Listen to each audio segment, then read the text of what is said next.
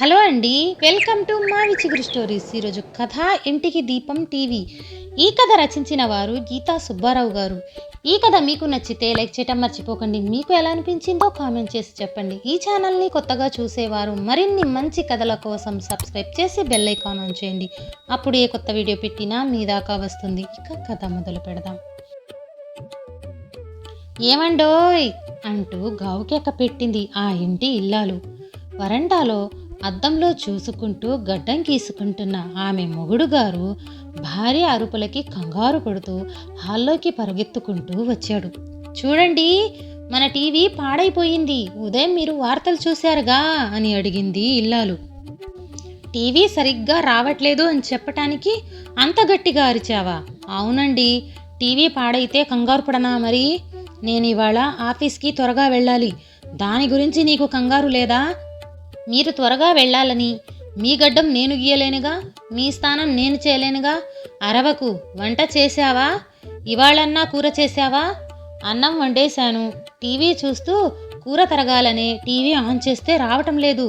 అంటే టీవీ లేకపోతే కూర చేయవా? నీ ప్రతిపక్షం బుద్ధి మండిపోను. 15,000 రూపాయల టీవీ పాడైపోయిందంటే మీకు తేలు కుట్టినట్టు కూడా లేదేంటి?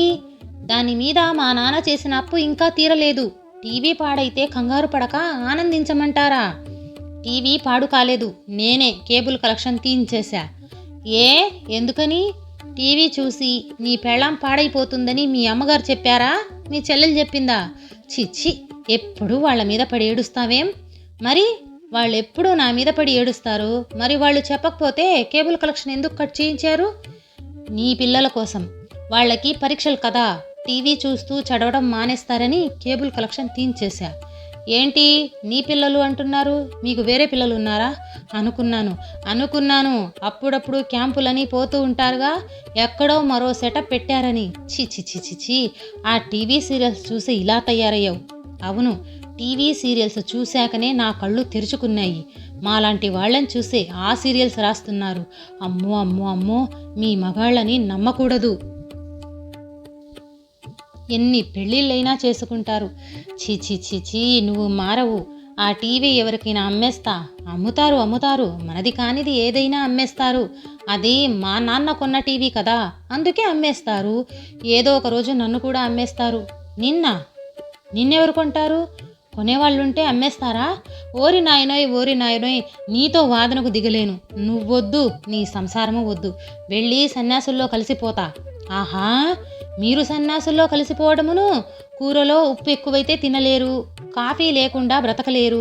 మీరు సన్యాసుల్లో కలవటం కాదు, నేను వదిలిపోతే ఆ రెండో దానికి దగ్గరికి పోతారు. నాకు తెలుసు. అంతలో మొగుడుగారి మొబైల్ ఫోన్ మోగింది. వాళ్ళ చిన్నబ్బాయి ఫోన్ తెచ్చి ఇచ్చాడు. హలో, నేనే సార్, దారిలో ఉన్నాను. ఇక్కడ ట్రాఫిక్ ఎక్కువగా ఉంది. ట్రాఫిక్లో ఇరుక్కున్నాను. ఇంకో అరగంటలో ఆఫీస్లో ఉంటా అంటూ ఆఫీసర్కి అబద్ధం చెప్పి బాత్రూంలోకి పరిగెత్తి 1/2 నిమిషంలో స్నానం చేసి డ్రెస్సు వేసుకుని తల దువ్వుకుంటూ బయటకు పరిగెత్తాడు మొగుడు. క్షణంలో కూర చేస్తా, అన్నం తిని వెళ్ళండి అంది భార్య. క్యాంటీన్లో ఏదో ఒకటి తింటాలే.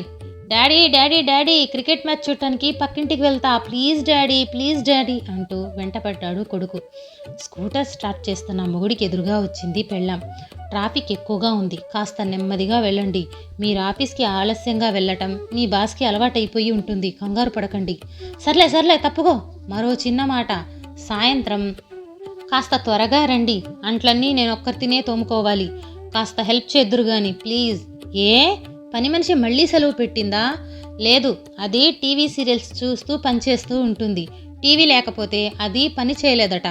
ఆ మాట ముందే చెప్పింది. అంచేత పిల్లల పరీక్షలు అయ్యే వరకు టీవీ ఉండదుగా, అది పనిలోకి రాదు. సర్లే, నేను ఆఫీస్కి వెళ్ళి ఆ కేబుల్ వాడికి ఫోన్ చేస్తాలే. నువ్వు తప్పుకో. ఆఫీస్లో నా మొగుడు నన్ను వాయిస్తాడు. మీరు కూడా టీవీ చూసి బూతులాడుతున్నారా అంటూ ఓ నవ్వు నవ్వింది ఆ ఇల్లాలు. ఆ మొగుడికి ఒళ్ళు మండిపోయింది. కానీ నవ్వుతూనే రోడ్డు మీదకి వెళ్ళిపోయాడు పాపం. ఈ కథ నచ్చితే లైక్, షేర్ చేసి తప్పకుండా సబ్స్క్రైబ్ చేయండి.